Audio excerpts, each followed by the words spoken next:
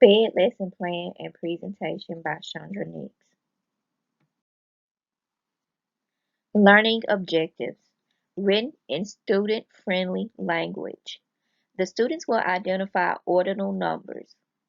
The students will identify numbers by using touch points. The students will count backwards from 10 and 20. The students use touch points, mental math to add and subtract to find sums and differences.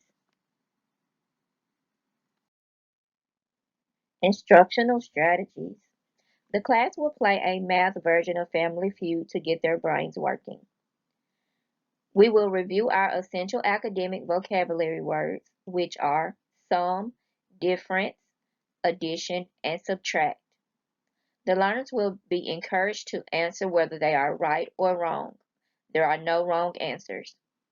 The class will do some guided practice activities to understand the math facts. We will do this as a whole. Once the guided practice is completed, everyone will be given a worksheet with mixed two-digit subtraction and addition to be complete independently.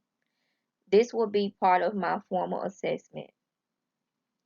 To exit the room, each student will have to give me one or more sentences summarizing our lesson for today. Visual and explanation of material. Flashcards will be given to each student so that they could take home nightly to study their addition and subtraction math facts. An anchor chart will also be provided as a visual for the student to look at if they are having a hard time determining which math symbol is for adding and which math symbol is for subtracting. The guided practice worksheet will be used as a visual on the smartboard while we are working together as a group. Each student will use their dry erase boards to work out the problems that are on the guided practice worksheet. They will also have the opportunity to use touch point charts, counters, and hundreds charts. These charts will be given to each student in case they have problems counting on their own and need a little assistance. Impact on student learning. My purpose for teaching is to teach students the importance of learning. When the students enter my classroom, I want them to feel comfortable and worry-free. I want them to understand we are in class to learn together.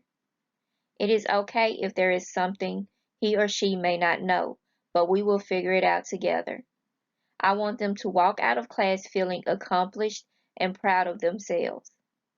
I also want them to be able to take what they learn and use it outside of school. I will now discuss the reflection. While I was teaching, I made sure my students were engaged in answering questions and giving ideas on how to solve problems an easier way.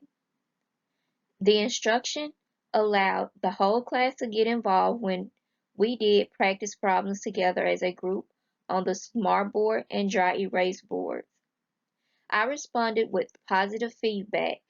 I assured them that they can do this. We are all in here learning new things. The changes I would make would be allowing the student to have the opportunity to teach a few problems to the class. The reason being is students often find it more interesting when their peers are involved. I would recommend that the previous lesson be reviewed before moving to a new assignment. With doing this, it will tell the teacher if the students are ready to move on or need a little more practice. Giving assessments will allow the teacher to see the level each child is on. Once the assessments are given, then they will know the direction to proceed in.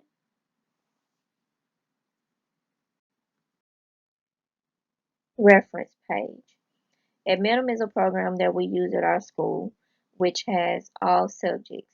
You can retrieve worksheets. Students are allowed to get on Study Island. Students are also allowed to get on Learning Path. It gives the students the opportunity to level up on each subject. I got my standards from Arkansas Academic Standards.